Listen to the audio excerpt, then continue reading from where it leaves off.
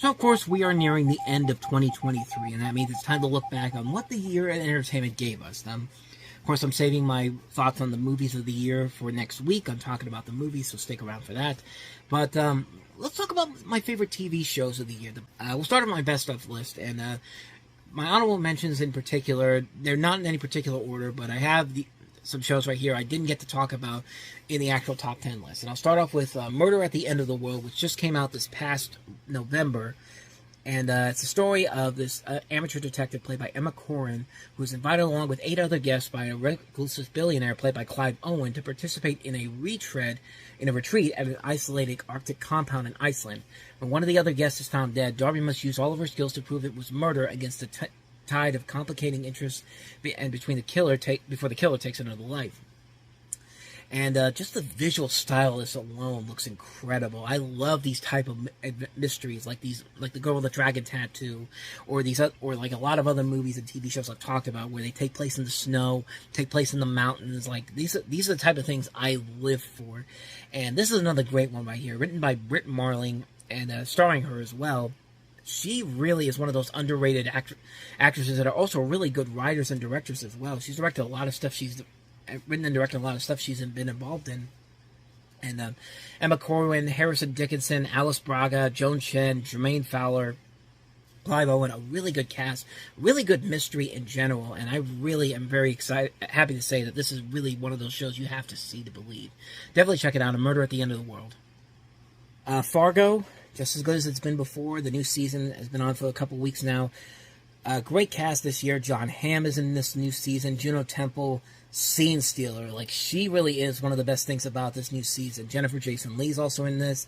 Lamont Morris, Joe Keery, Dave Foley's in this. Just another great season of this show. This is definitely one of those shows that really just keeps getting better and better with each season. Like, I love the show so much. Fargo, if you haven't seen it, definitely check it out. This season's definitely worth a watch. Twisted Metal, is part of a really good year of video game adaptations in the world of television, as we're going to get to in the top 10. But Twisted Metal was really a fun show. Anthony Mackie's in it. It's on Peacock. Really damn good show, and like really a ton of fun. Definitely feels like the video game. It also has a cast that includes Stephanie Beatrice, Will Arnett as the voice of Sweet Tooth, Thomas Hayden Church, created by the guys who gave us Zombieland. I mean, this is just so ridiculously fun and over the top. It's just a ton of fun. I love it. It's worth it watch. It makes you want to get Peacock, honestly. Lucky Hank, which is the follow-up to Better Call Saul with Bob Odenkirk in it. Bob Odenkirk plays an English department chairman in an underfunded Pennsylvania college, and he walks the line between midlife crisis and full-blown meltdown, navigating the offbeat chaos in his personal and professional life. Developed by Toby from The Office and directed by Peter Farrelly. It was a great show that unfortunately got canceled after one season. Ratings, I guess, were not that strong in general, but I thought it was a great show. I really wished it would have gotten another season, but I don't work at AMC, so I don't know what happened there. Maybe they just wanted to put another Walking Dead series on there, because heaven knows we need another one of those. But I digress. The Crossover, which is a show that was on Disney+. The story of the show is that you have 2 brothers who are considered basketball phenomenons, and they navigate their lives entering adulthood as well as their growth into their family. I thought this was a really good show. It's a nice, heartwarming family drama that reminded me a lot of Hoop Dreams, one of my favorite movies of all time. LeBron James produced this show. It's a really good show. I really enjoyed it a lot. Unfortunately, it's another one of those shows that didn't get another season. It was actually taken off of Disney Plus recently. So it's kind of hard to watch it now, but they might have put it back on. I'd have to double check again, but I thought for a little bit they took it off. But if you could find it on there, definitely check it out. It's definitely worth the watch. The Crossover. So moving on, Night Court, which was one that I was not expecting to be as good as it was, but Melissa Rauch from The Big Bang Theory and John Larroquette returning as Dan, like it's got that magic again. And Marsha Warfield's returned as Roz in the last couple of episodes. It's a pretty good show. It's a really good retelling of the show, and I'm really glad to say that, because it was a show that I didn't think was going to be as good as it probably was back in the day, because Night Court in its heyday was really, really damn good. But this is about as entertaining as you can get. I highly recommend checking it out, and it makes you want to go back to broadcast television again. It's a broadcast show on NBC. They definitely put the money to it, and it definitely works in the long run. Which, speaking of broadcast television, shows that actually make you want to go back to broadcast television, Will Trent. Will Trent was the show that really looked pretty bad from the promos, but made for a fun procedural show in the long run. I'm actually really happy the show turned out to be as good as it ended up being. Ramon Rodriguez is very good as Will Trent. Erica Christensen is in this as well. Just a really good, fun show, and I'm very excited to see the new season coming up in February, I think, if I'm not mistaken. Yeah, February 20th is when it comes out. And then, last but not least, for the honorable mentions, we have the 95th Academy Awards, which, thank God for that, because the Academy Awards was really starting to lose me in the last couple of years. But when you have a show that actually honors the really good movies of the year and has a great host in Jimmy Kimmel who can really carry the show all the way through, and I mean, it's one of the best Oscar shows I've seen in recent years. And the Oscars has really been struggling to keep up. Like, I've said it before and I'll say it again. The Oscars, it used to be something that was something that I really needed to watch, but now it's become more of a job than it actually has been a pleasure. It's become more of a chore to watch the Oscars as of late. But I am happy to say that this year's Oscars, that the one they had this past February, was really worth it in the long run. So those are the honorable mentions. So let's go ahead and get into my top 10 favorite TV shows of 2023. So starting off at number 10 on my list of my favorite TV shows, Praise Petey, which is a show that came out in the summertime.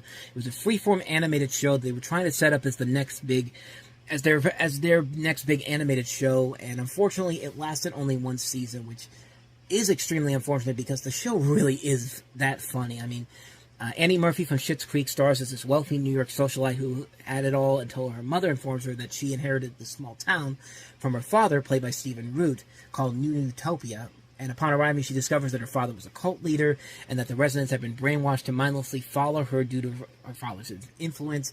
Now she has a new purpose in life. She's hoping to have New Utopia think for themselves and be normal by starting with the abolishment of human sacrifices. And a phenomenal cast. Annie Murphy, Stephen Root, Christine Baranski, John Cho has a very good role in this as Bandit, Amy Hill, Kiersey Clemens.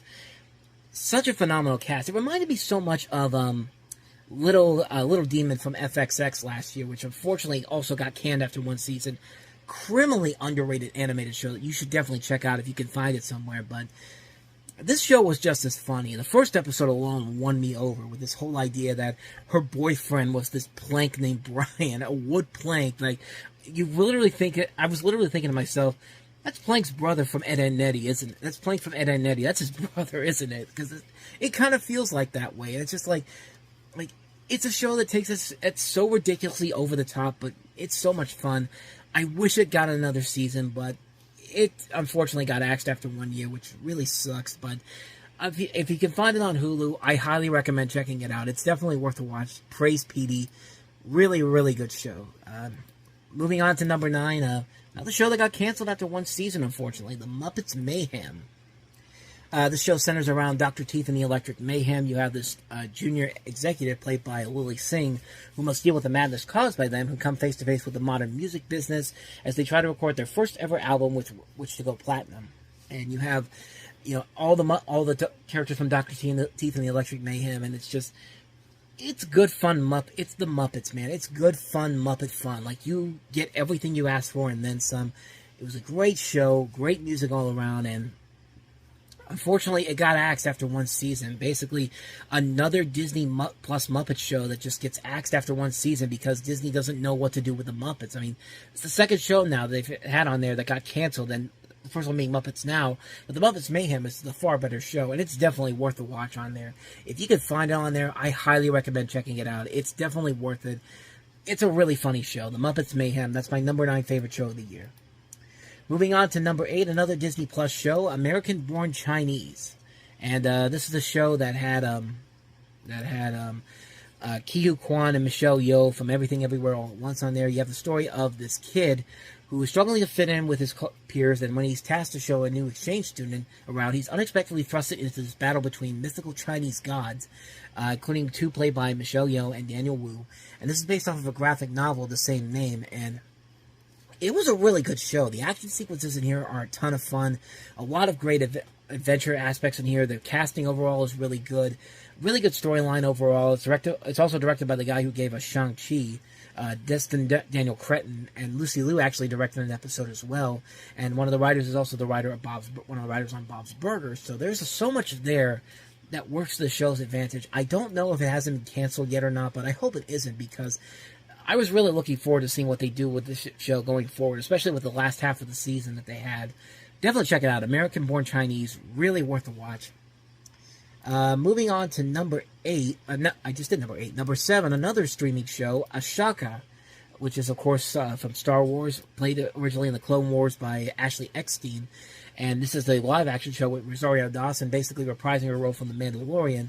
And the story continues the story from the Mandalorian. We have the former Jedi apprentice of Anakin Skywalker during the Clone Wars, seeking to prevent the return of Grand Admiral Thrawn following the fall of the Empire. And this just goes to show you that the Star Wars series on Disney Plus do still have merits to them. Rosario Dawson is really good in the show. It balances the new and older elements of the show pretty well. There's a lot of good dramatic aspects. There's a lot of good, a little bit of some good comedic aspects as well. It's a nice return to form for Star Wars. I mean, the other shows they've done have not been bad, but they haven't been Mandalorian good. This is about as good as Mandalorian as you can get. You have Mary Elizabeth Winstead playing Hera Syndulla, which is really a ton of fun to watch. Ray Stevenson's also in the show. This was actually the last thing he did before he died, playing Baylan Skoll. I thought he was pretty good in here. David Tennant's also in this show as well. C-3PO. You have Hayden Christensen showing up as Anakin. It's a really good show. I highly recommend checking it out. It's definitely worth a watch. It's definitely one of the better Star Wars shows on Disney Plus. And continuing with the streaming shows, a lot of streaming shows on here. Number 6 on my list of the best shows of 2023, Hulu's Reservation Dogs, which I was a fan of the show right from the get-go. And this is the show that proves that Taika Waititi still can make you laugh and still make you feel entertained. If you haven't seen the show, it follows 4 indigenous teenagers in rural Oklahoma. They spend their days hanging out and committing crimes to earn enough money to leave their reservation community. It's a really damn good show, and this last season was probably their best work yet. It's a show that I've really been getting into right from the get-go. I think it's a ton of fun. I think it's very well written.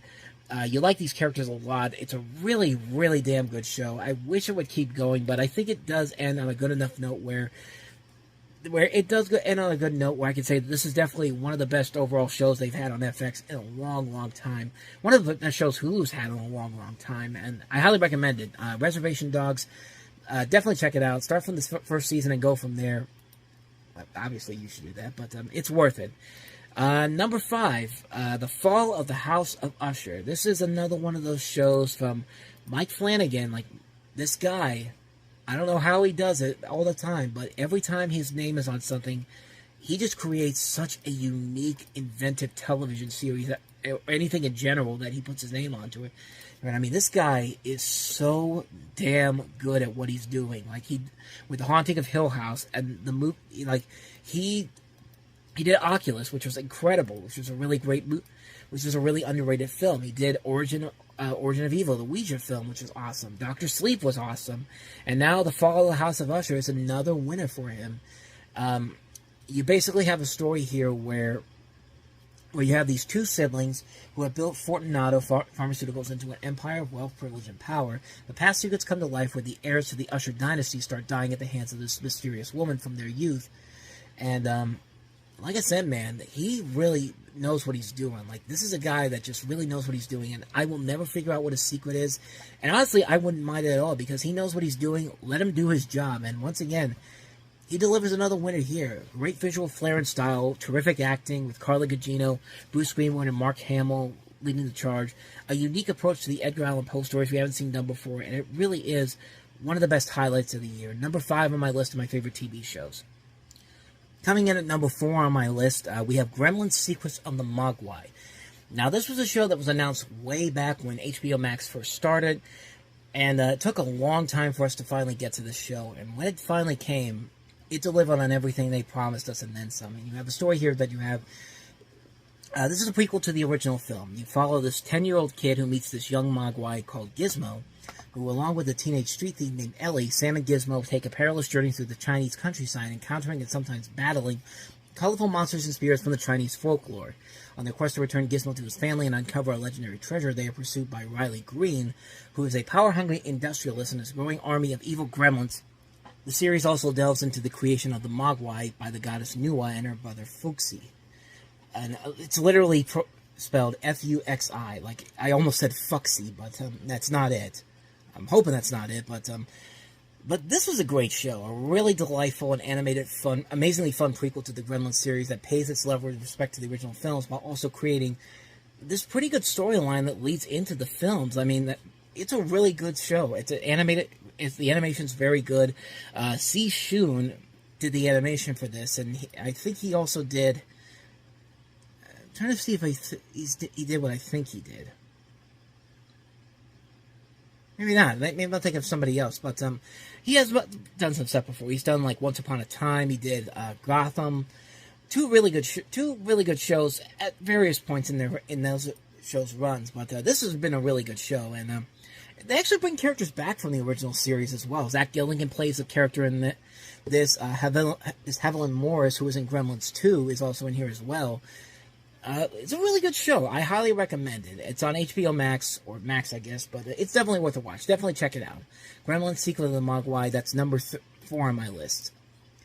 Moving on to number 3, Tiny Toons Looniversity was really one of those shows that I was hoping for the best, and it's one of those shows that when it was announced that they were changing a lot of things, specifically making Buster and Babs twin siblings instead of, boyfriend, girlfriend like they were in the original show, there were a lot of concern. A lot of people were scared about it, but I can easily say that this show not only does not fail, but it's actually one of the best shows of the year. It really is a damn good, fun show with a lot of great animation to work with, giving it a very similar feel to the original Tiny Toons, but also making its own thing.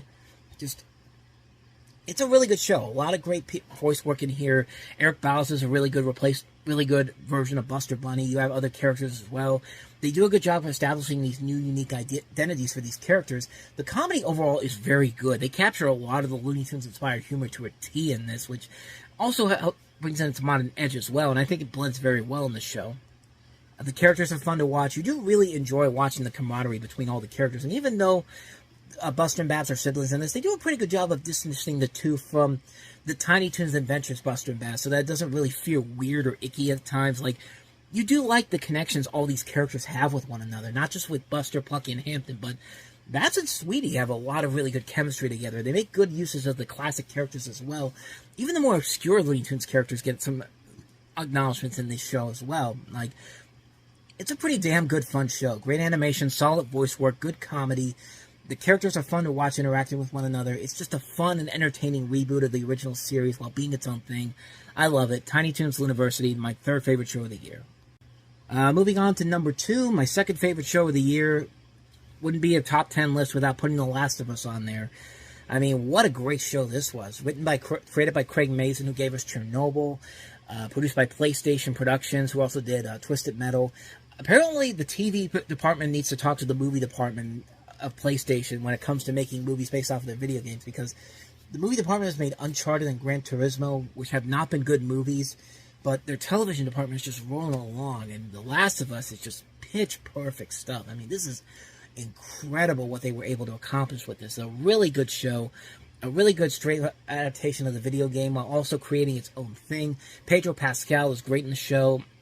Everybody in the show in general is really good. I mean, there's a strong cast in this, and it's a lot of great things, a lot of the great elements to this. It really is one of the best video game adaptations ever. Not just a television show, not just the movies, but ever. It really, really works to a T, and it's really something that I'm happy to see that this happens. Like, we're finally moving into that other area where video game adaptations can be more than just get somebody, just make a movie, people will come and see it. But no, you actually get people that know what they're doing, know what kind of a story they want to tell, and it just works. It just works at so many levels, and it's a ton of fun to watch. It's really entertaining.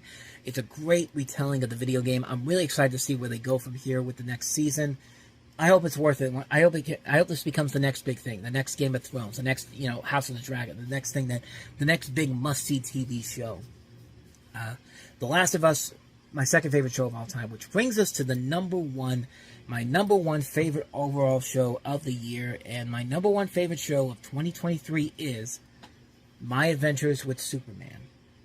Now, this was a show that was also in development for a long period of time. Like, this was a show that was first announced, I think, back when HBO Max was getting started, if I'm not mistaken. I could be wrong on that, but we finally get it, and it's more than worth it. You have a story here that follows Clark Kent as he builds the secret identity of Superman and explores his mysterious origins, and you have Lois Lane, who Clark develops a crush on, and vice versa, who's on her way to becoming a star reporter, and teams up with his photographer and Clark's best friend Jimmy Olsen.